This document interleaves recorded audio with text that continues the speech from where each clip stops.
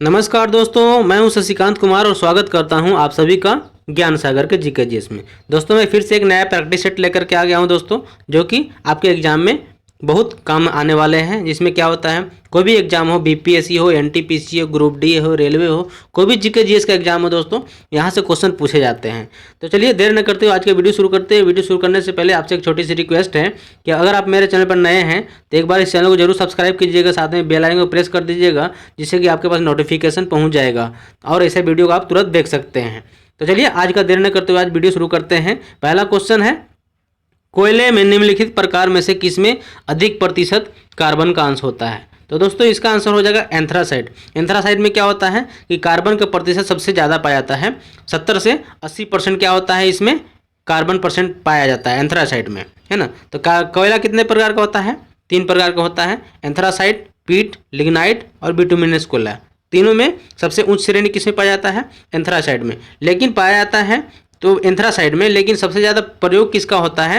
पूरे बिटुमिनस कोयला का सबसे ज़्यादा प्रयोग में लाया जाता है। यह भी क्वेश्चन पूछा जाता है कि सबसे ज़्यादा किस कोयला का प्रयोग में लाया जाता है, तो आपका आंसर हो जाएगा बिटुमिनस कोयला। लेकिन सबसे ज़्यादा कार्बन किसमें पाया जाता है? तो एंथ्रासाइड में। इस तरह से लोहा से क्वेश्चन भी आता है यहाँ पे कि सबसे ज़्यादा लोहा किसमें पाया जाता है? तो क्या होता है, सबसे अच्छा लोहा किसे माना जाता है? तो पीटवा लोहा को। पीटवा लोहा को सबसे अच्छा पाया जाता है किसमें? क्योंकि इसमें कार्बन नहीं पाया जाता है। अब सबसे खराब लोहा किसे पाया जाता है? कोयला का निम्न श्रेणी, या उसको बोल सकते हैं लोहा का निम्न श्रेणी किसे बोला जाता है? तो ढलवा लोहा को निम्न श्रेणी में का लोहा बोला जाता है। किसे? ढलवा लोहा को। ढलवा लोहा को निम्न श्रेणी का लोहा कहा जाता है। तो ढलवा लोहा और पिटवा लोहा में अंतर। पिटवा लोहा सबसे उच्च श्रेणी का कोयला माना जाता है, उच्च श्रेणी का लोहा माना जाता है। और कोयला में एंथ्रासाइड, बिटुमिनस सबसे ज़्यादा प्रयोग में लाया जाता है। नेक्स्ट क्वेश्चन है, कांग्रेस की प्रथम प्रार्थना याचिका की नीति की किसके नेतृत्व में समाप्त हो गई थी? तो दोस्तों कांग्रेस की प्रार्थना और याचिका बाल गंगाधर तिलक के नेतृत्व में समाप्त हो गई थी। बाल गंगाधर ने ही बोला था कि मेढक की तरह साल में एक बार टर्राने से हमको आज़ादी नहीं मिल पाएगी, तो इसको हमको आज़ादी के लिए लड़ाई लड़ना होगा। तो दोस्तों इन्हें गरम दल का नेता कहा जाता है। लाल बाल पाल को, लाल मतलब लाला लाजपत राय, बाल मतलब बाल गंगाधर तिलक, है ना। और पाल मतलब लाल बाल पाल मतलब बाल गंगाधर तिलक, लाला लाजपत राय को गरम दल का नेता ही कहा जाता है। और महात्मा गांधी से पूछा जाता है कि इन्होंने क्या किया था? हरिजन सेवक संघ की स्थापना किसने किया था? महात्मा गांधी जी ने। और चंपारण सत्याग्रह आंदोलन में सबसे किसने भाग लिया था? महात्मा गांधी जी ने 1917 में चंपारण आंदोलन में भाग लिए थे। अरविंद घोष के बारे में बात करते हैं। अरविंद घोष और अश्व घोष में दोनों में अंतर होता है दोस्तों, अरविंद घोष और अश्व घोष। अरविंद घोष दोस्तों एक क्रांतिकारी नेता थे, जिन्होंने बाद में क्या हुआ था, बाद में सन्यासी बन गए थे। इन्होंने एकमात्र क्रांतिकारी जिन्होंने बाद में सन्यासी बन गए थे, कि इन्होंने अरविंद घोष। और बात करते हैं अश्व घोष। अश्व घोष बहुत सारे लोग कन्फ्यूजन होता है कि अश्व घोष अरविंद घोष।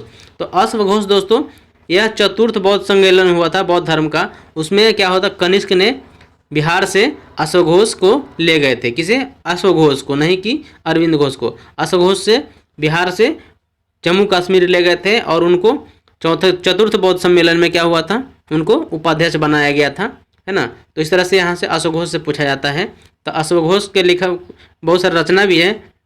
ये पूछा जाता है कि बुद्ध चरित्र के लेखक कौन है? तो बुद्ध चरित्र के लेखक ही अश्व घोष को कहा जाता है। यानी बुद्ध चरित्र की रचना किसने किया था? तो अश्व घोष ने। तो यहाँ से भी क्वेश्चन पूछा जाता है। लाला लाजपत राय बोला जाता है कि इन्होंने ही क्या लाहौर में क्या हुआ था, 1927 ईस्वी में लाला लाजपत राय की मृत्यु हो गई थी। किसके कारण? साइमन कमीशन के विद्रोह के कारण।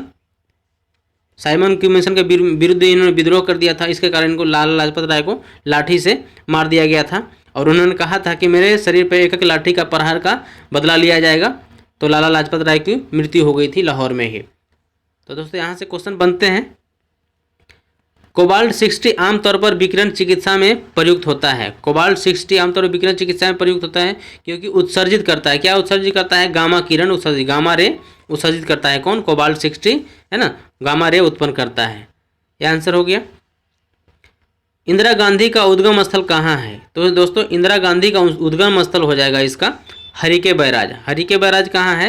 ये सतलज नदी के मुहाने पर हरिके बैराज एक बांध बनाया गया है, वहाँ से बांध बना करके इंदिरा गांधी का नहर को निकाला गया है ना। कभी कभी भाखड़ा बांध से पूछा जाता है कि विश्व का सबसे बड़ा बांध कौन सा है, सॉरी भारत का सबसे ऊंचा बांध भाखड़ा बांध, सबसे ऊंचा बांध भाखड़ा बांध, और सबसे लंबा बांध हीराकुंड बांध। लंबा बांध ऊंचा बांध क्या होता है, एक तो भाखड़ा बांध सबसे ऊंचा बांध, हीराकुंड बांध सबसे लंबा बांध। तो हीराकुंड बांध कहाँ है, महानदी पर उड़ीसा में है। भाखड़ा बांध क्या है, सतलज नदी में है, सतलज नदी पंजाब में है। तो दोस्तों यहाँ से भी पूछा जाता है। और कभी कभी गोविंद वल्लभ पंत सागर से पूछा जाता है कि गोविंद वल्लभ पंत सागर कहाँ है। तो इसका हो जाएगा आंसर गोविंद वल्लभ पंत सागर कहाँ है, उत्तर प्रदेश में है। नेक्स्ट क्वेश्चन पे चलते हैं। रामानुज के अनुयायियों को क्या कहा जाता है, तो रामानुज के अनुयायियों को क्या कहा जाता है। दोस्तों यहाँ से क्वेश्चन पूछा जाता है, तो रामानुज के अनुयायियों को वैष्णव कहा जाता है, वैष्णव धर्म। तो द्वैतवाद से क्वेश्चन पूछा जाता है कि अद्वैतवाद द्वैतवाद से क्वेश्चन पूछा जाता है कि अद्वैतवाद के अनुयायी कौन थे। तो अद्वैतवाद का हो जाएगा शंकराचार्य। शंकराचार्य अद्वैतवाद को मानते थे, और रामानुजाचार्य वैष्णव विशिष्ट द्वैतवाद।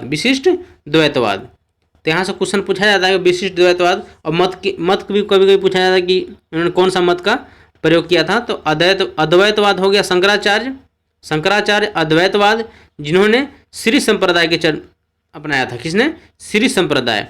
और रामानुजाचार्य ने विशिष्ट द्वैतवाद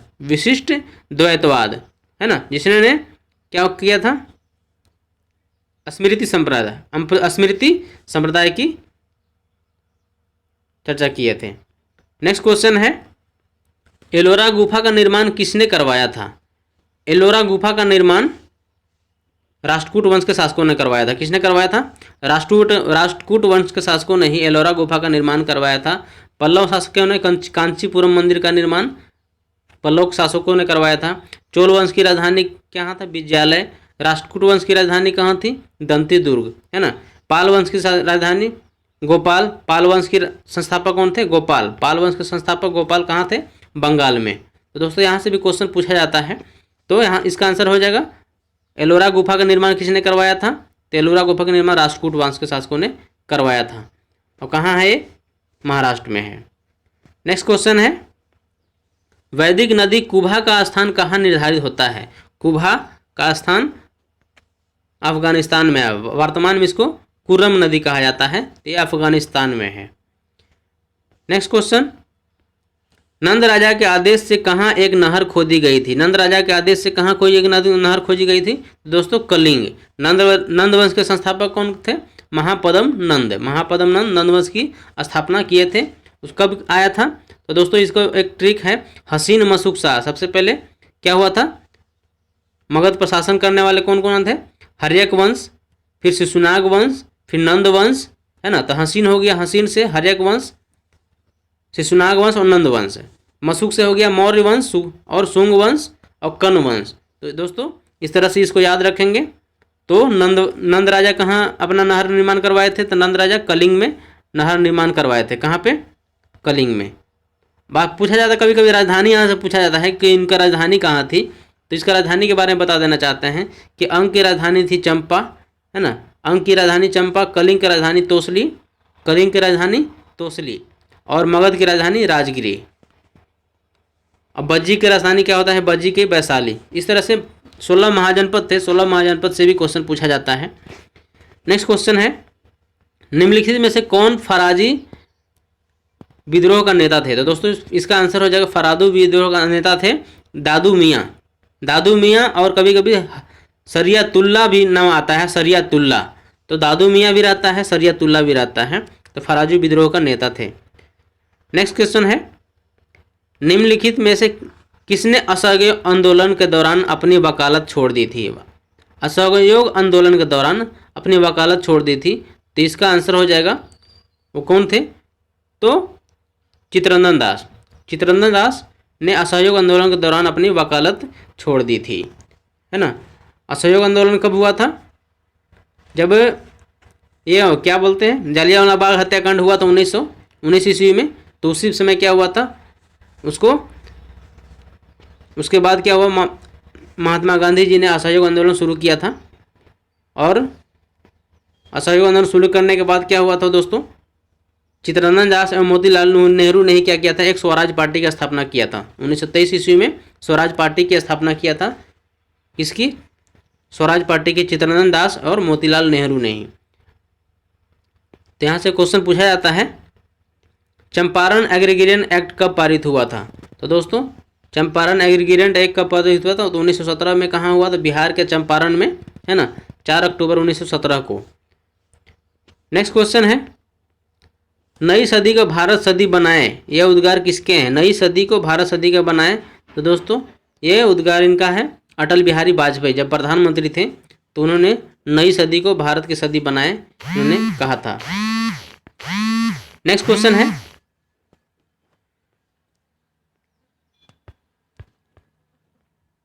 सर्वाधिक मात्रा में प्राकृतिक अवस्था में मिलने वाला पिगमेंट कौन सा है? सर्वाधिक मात्रा में मिलने वाला पिगमेंट कौन सा है? तो क्लोरोफिल का नाम आता है। किसका नाम आता है? क्लोरोफिल। क्लोरोफिल का प्राकृतिक अवस्था में मिलने वाला क्लोरोफिल है। इसका आंसर होगा क्लोरोफिल। यकृत भोजन का संग्रह किसके रूप में करता है? यकृत भोजन का संग्रह किसके रूप में करता है? तो ग्लाइकोजन के रूप में। ग्लाइकोजन के रूप में यकृत भोजन के रूप में करता है। यकृत भोजन का संग्रह किसके रूप में? ग्लाइकोजन के रूप में। तो आंसर हो जाएगा सी। नेक्स्ट क्वेश्चन है, यदि किसी लेंस की फोकस दूरी 20 सेंटीमीटर से 20 सेंटीमीटर हो तो उसकी क्षमता कितनी होगी? तो फोकस दूरी बराबर क्या होता है? क्षमता बराबर लेंस की फोकस दूरी 20 सेंटीमीटर हो तो उसकी क्षमता हो गई हो 1/f। 1/f मतलब 1/20। 20 को सेंटीमीटर में अगर मीटर बदलेंगे तो 20/100 हो जाएगा। तो 1/20/100 तो मतलब 100 ऊपर चला जाएगा और 20 नीचे आ जाएगा, तो यानी 100/20। तो 20/25 100 यानी 5 डायोप्टर आपका आंसर हो जाएगा। लेंस की क्षमता 20 सेंटीमीटर हो तो उसकी क्षमता 5 डायोप्टर हो जाएगी। नेक्स्ट क्वेश्चन है, स्वर्णिम चतुर्भुज सड़क परियोजना निम्नलिखित में से किस शहर से संबंधित नहीं है? स्वर्णिम चतुर्भुज सड़क परियोजना जो है किस शहर से संबंधित नहीं है? तो दोस्तों इसका आंसर अमृतसर हो जाएगा। अमृतसर से नहीं है। दिल्ली से कोलकाता है ना, दिल्ली से कोलकाता, चेन्नई और ये तीनों हैं, लेकिन ये अमृतसर से नहीं जोड़ता है चतुर्भुज परियोजना से। भारत में बेरोजगारी की समस्या कैसी है? भारत में बेरोजगारी की समस्या संरचनात्मक है। बहुत बार क्वेश्चन पूछा जाता है इकोनॉमी से कि भारत में बेरोजगारी की समस्या कैसी है? तो संरचनात्मक है ना। तो पूछ जाएगा कभी कभी कि शहरी में कैसी बेरोजगारी समस्या है? तो शहरी क्षेत्रों में घर्षणात्मक, शहरी क्षेत्रों में घर्षणात्मक और ग्रामीण क्षेत्रों में मौसमी। ग्रामीण क्षेत्रों में कैसा बेरोजगारी है? मौसमी बेरोजगारी है। और कृषि क्षेत्र में चक्रीय बेरोजगारी है। कृषि क्षेत्र में चक्रीय बेरोजगारी। संरचनात्मक, कुल मिलाकर ओवरऑल बेरोजगारी कैसी है? संरचनात्मक। और शहरों में कैसी बेरोजगारी है? तो घर्षणात्मक। ग्रामीण में कैसी बेरोजगारी है? तो मौसमी। जबकि चक्रीय बेरोजगारी कैसी है? तो कृषि क्षेत्र में चक्रीय बेरोजगारी होती है। नेक्स्ट क्वेश्चन, पुनः वेदों की ओर लौटो श्रेय किसका जाता है? पुनः वेदों की ओर लौटो किसका श्रेय जाता है? तो दोस्तों इसका आंसर हो जाएगा स्वामी दयानंद सरस्वती। दयानंद सरस्वती को वेदों की ओर लौटो का श्रेय कहने के जाता है इनका, दयानंद सरस्वती। रामानुजाचार्य ने अद्वैतवाद का मत का प्रतिपादन किया था, रामानुजाचार्य ने, और स्मृति संप्रदाय दिया था, स्मृति संप्रदाय। स्वामी विवेकानंद ने 1893 ईस्वी में शिकागो में धर्म सम्मेलन में उन्होंने भाग लिया था। 1893 ईस्वी में धर्म सम्मेलन में भाग लिया था। और रामकृष्ण परमहंस इनके गुरु थे। स्वामी विवेकानंद के गुरु कौन थे? रामकृष्ण परमहंस। रामकृष्ण परमहंस के शिष्य कौन थे? स्वामी विवेकानंद। नेक्स्ट क्वेश्चन पर चलते हैं। लॉर्ड लिटन द्वारा गृहीत वर्नाक्यूलर प्रेस एक्ट 1878 का उद्देश्य क्या था? लॉर्ड लिटन द्वारा गृहीत वर्नाक्यूलर प्रेस एक्ट 1878 का उद्देश्य क्या था? तो दोस्तों इसका आंसर हो जाएगा भारतीय भाषाओं में प्रकाशित समाचार पत्रों को प्रतिबंधित करना। भारतीय भाषाओं में प्रकाशित समाचार पत्रों को प्रतिबंधित करना। इसका आंसर हो जाएगा डी। लॉर्ड लिटन ने 1878 ईस्वी में, है ना, 1878 ईस्वी में वर्नाकुलर प्रेस एक्ट पारित किया था 1878 में। लेकिन इसको किस पत्रिका को मुख्य रूप से टारगेट करके लाया गया था? सोम प्रकाश पत्रिका को। यह भी पूछा जाता है किस पत्रिका को लाया गया था, तो सोम प्रकाश पत्रिका को टारगेट करके लाया गया था 1878 ईस्वी में। और वर्नाक्यूलर प्रेस एक्ट लागू किया था लॉर्ड लिटन ने, लेकिन इसको हटाया कौन था? तो इसको रिपन ने, लॉर्ड रिपन ने ही वर्नाक्यूलर प्रेस एक्ट को हटाया था। इसलिए क्या कहा जाता है? लॉर्ड रिपन को भारतीय का उद्धारक कहा जाता है, भारतीयों का उद्धारक कहा जाता है लॉर्ड रिपन को। बहुत सारे अच्छे लोग काम करवाए थे। प्लेट विवर्तनिक सिद्धांत के अनुसार पर्वतों को बनने का कारण क्या है? प्लेट विवर्तनिक सिद्धांत के अनुसार पर्वतों को पर्वत पहाड़ों को बनने का कारण है तो प्लेटों का क्षैतिज गति का उदाहरण है। प्लेटों का क्षैतिज गति मतलब ऐसे होता है। और कभी कभी ऊर्ध्वाधर पूछा जाता है तो ऊर्ध्वाधर नहीं होगा, इसका आंसर हो जाएगा प्लेटों को क्षैतिज गति कारण ही प्लेट विवर्तनिक सिद्धांत के अनुसार पर्वतों का निर्माण हुआ है। इस तरह से क्वेश्चन पूछा जाता है। कलिंग युद्ध से अशोक प्रभावित हुआ था, इसका पता किससे चलता है? तो कलिंग युद्ध से अशोक प्रभावित हुआ था इसलिए क्योंकि शिलालेख से पता चलता है। उन्होंने कलिंग युद्ध के दौरान ही क्या बहुत सारे लोगों को हत्या करते हुए देख लिया था और उसी समय इन्होंने क्या हुआ, युद्ध नीति को छोड़कर धम्म नीति अपना लिया था। तो शिलालेख से पता चलता है, अशोक के 14 शिलालेख हैं इसके, तो 13वें शिलालेख से पता चलता है कि अशोक ने युद्ध नीति को त्याग करके धम्म नीति को अपनाया था। भारतीय संविधान की प्रस्तावना 42वें संविधान संशोधन के अंतर्गत निम्नलिखित में से शब्द जोड़े गए। भारतीय संविधान की प्रस्तावना में 42वें संविधान संशोधन द्वारा निम्नलिखित शब्द जोड़े गए हैं। क्या क्या जोड़े गए थे? तो आपका आंसर हो जाएगा समाजवादी एवं धर्मनिरपेक्ष, क्योंकि प्रस्तावना में 5 भाषा मूल प्रस्तावना में क्या था? 3 शब्द थे। इसमें 42वें संविधान संशोधन द्वारा 2 शब्द जोड़े गए थे, समाजवादी एवं पंथ निरपेक्ष। कभी कभी इसका सीरियल पूछ देता है एग्जाम में, इस 5 का सीरियल पूछ देता है। सबसे पहले कौन था? तो सबसे पहले संप्रभुत्व संपन्न, फिर समाजवाद, फिर पंथ निरपेक्ष या धर्म निरपेक्ष, फिर गणतांत्रिक या राज्य, लोकतांत्रिक या गणतांत्रिक राज्य। यह भी पूछा जाता है, सीक्वेंस में पूछा जाता है कि सबसे पहले कौन हो? संप्रभुत्व संपन्न, फिर समाजवाद या पंथ निरपेक्ष या धर्म निरपेक्ष, लोकतांत्रिक, गणराज्य। इस तरह से इसका सीरियल बन जाता है। वर्णक रोडोप्सिन किसमें उपस्थित होता है? तो वर्णक रोडोप्सिन एक वर्णक है जो आँख में पाया जाता है, मानो आँख में पाया जाता है। तो इसका आंसर हो जाएगा नेत्र, मानो आँख। अब बात करते हैं लाल सवाल, और कभी कभी सवाल से क्वेश्चन पूछा जाता है। इस बार एसआई दरोगा में क्वेश्चन पूछा गया था कि कोशिका भित्ति कहाँ पाया जाता है? तो कोशिका की अवरोधक भित्ति कहाँ है? तो ऑस्ट्रेलिया में है। कहाँ है? और अवरोधक भित्ति कहाँ पाया जाता है? ऑस्ट्रेलिया में। ऑस्ट्रेलिया किस तट पर? तो पूर्वी तट पर है। तो पूर्वी उत्तर पूर्व दोनों तट पर है, लेकिन इसका आंसर हो जाएगा पूर्वी तट पर। लाल सवाल का रंग लाल किसके कारण होता है? यह भी पूछा जा चुका है कि लाल सवाल का रंग किसके कारण है? तो रोडोफाइसी के कारण। रोडोफाइसी के कारण लाल सवाल का रंग लाल होता है। भूरा सवाल का रंग भूरा क्यों होता है? तो भूरा सवाल का रंग भूरा फियोफाइसी के कारण होता है। कितना? फियोफाइसी के कारण भूरा रंग का होता है भूरा सवाल। इस तरह से इसका क्वेश्चन का आंसर हो गया।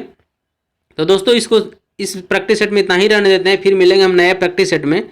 तो दोस्तों अगर ये वीडियो अगर पूरा देखे हैं, अगर अच्छा लगा है तो एक बार लाइक जरूर कीजिएगा। साथ में अगर आप मेरे चैनल पर नए हैं तो उसको सब्सक्राइब भी कर दीजिएगा, जिससे कि आपके पास नोटिफिकेशन आपके पास जाएगा। वो बेल आइकन भी प्रेस कर दीजिएगा। तो चलिए इस वीडियो में इतना ही रहने देते हैं, फिर मिलेंगे नेक्स्ट वीडियो में ऐसे ही वीडियो के साथ। तब तक के लिए आप सभी को इस वीडियो को देखने के लिए बहुत बहुत धन्यवाद।